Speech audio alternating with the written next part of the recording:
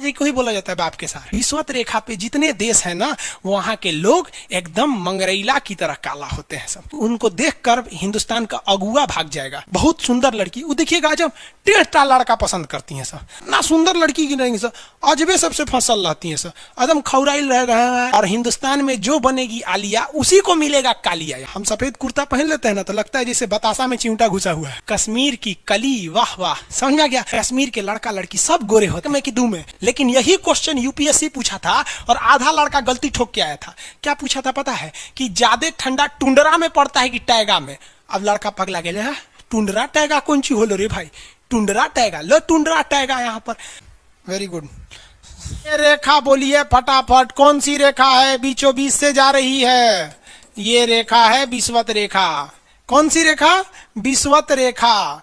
हमारा प्यारा भारत ये रहा, हमारा सारे जहां से अच्छा।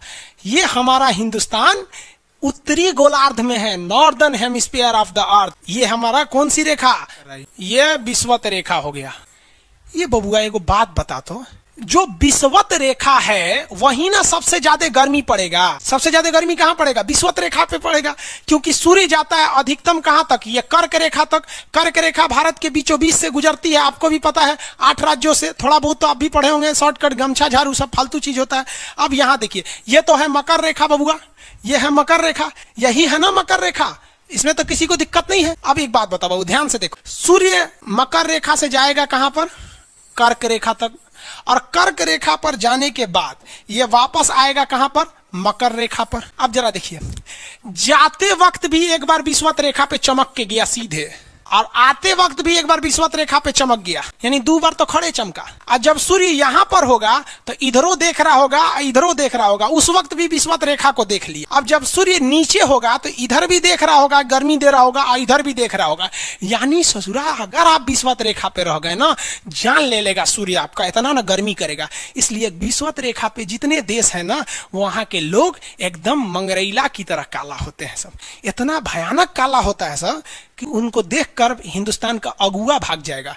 दुल्हन की तो बातें छोड़िए, लेकिन जितना सुंदर लड़की होती है सब ना, बहुत सुंदर लड़की, वो देखिएगा जब टेढ़ा लड़का पसंद करती है सब। सुंदर लड़की को बुद्धि पता नहीं कहाँ होता है। एक्चुअली भगवान जो है ना, सुंदरता बनाए। देखिए, अगर किसी चीज में समय देंगे तो दूसरे चीज से समय काटना पड़ेगा। तो भगवान जिसको सुंदर बनाया ना, खूब सुंदर, तो उसको कुछ ना कुछ कहीं ना कहीं से समय काट लिया। तो जो बुद्धि बना रहा था तो बुद्धि काट लिया। तो जितना देखिए, जितना सुंदर लड़की की नहीं सर, अजबे सबसे फसल रहती है सर, एकदम खौराइल रहेगा, खूब सुंदर लड़की लेके घूमेगा। आप देखिए ना, एक देख लीजिए, ऐश्वर्या राय को कोना से बिया की हूँ, अभिषेक बच्चन, बताइए, हम लोग उस टाइम खाली थे लोग। हाँ, ये अजब हाल है भाई। तो वही हो गया। तो यहाँ पे जितना मिलेगा सब ना, सब का सब मिलेगा, सब काला काला। और हिंदुस्तान में जो बनेगी आलिया, उसी को मिलेगा कालिया यहाँ पर। तो सबसे ज्यादा गर्मी बताओ बबुआ कहाँ पड़ेगा? विषुवत रेखा, इक्वेटर, जितना इक्वेटर का एरिया है सबसे भयानक गर्मी झेलता है। सबसे भयानक गर्मी कौन झेलेगा बबुआ? इक्वेटर वाला। अब एक बात बता बाबू ध्यान से, अगर हम इक्वेटर से दूर जाएंगे तो गर्मी पड़ेगा कि ठंडा? ठंडा पड़ेगा। गर्मी वाले एरिया में लोग काले हो जाते हैं और ठंडी वाले एरिया में गोरे हो जाते हैं। यानी विषुवत रेखा से जितना दूर जाएंगे आप गोरे होते जाएंगे और वहां ठंडा लगने लगेगा। विषुवत रेखा के पास आएंगे तो काले हो जाएंगे, गर्मी लगेगा। देखिए, ये हमारा हिंदुस्तान, इंडिया हमारा। चलो बबुआ, ये रेखा देखिए, कौन सी रेखा बताइए फटाफट? विषुवत रेखा। विषुवत रेखा है ना जी, पृथ्वी के बीचों बीच से जारी है। जैसे जैसे हम इससे दूर जाएंगे ठंडा पड़ेगा, लोग गोरे हो जाएंगे। जैसे जैसे करीब आएंगे गर्मी पड़ेगा, लोग काले हो जाएंगे। हिंदुस्तान में देख रहे बबुआ, हिंदुस्तान में जल्दी से फटाफट, अब कमेंट ना बबुआ, फटाफट हिंदुस्तान, इंडिया में देखो, इंडिया में ये हमारा हिंदुस्तान। निचवा वाला केरला, तमिलनाडु विषुवत रेखा के एकदम करीब है। तो साउथ के लोग में गर्मी ज्यादा पड़ता है और साउथ के लोग काला काला होते हैं। लोग साउथ इंडिया के लोग देखिएगा गोरे नहीं होते हैं। लेकिन जैसे जैसे आप विषुवत रेखा से दूर जाएंगे ठंडी पड़ेगा और लोग गोरे हो जाएंगे। और ऊपर जाइए और गोरे होंगे, और ऊपर जाइए और गोरे होंगे। सबसे ऊपर चले जाइए, कश्मीर चले जाइए। कश्मीर में खूब ठंडा, कश्मीर की कली, वाह वाह, समझ में आ गया।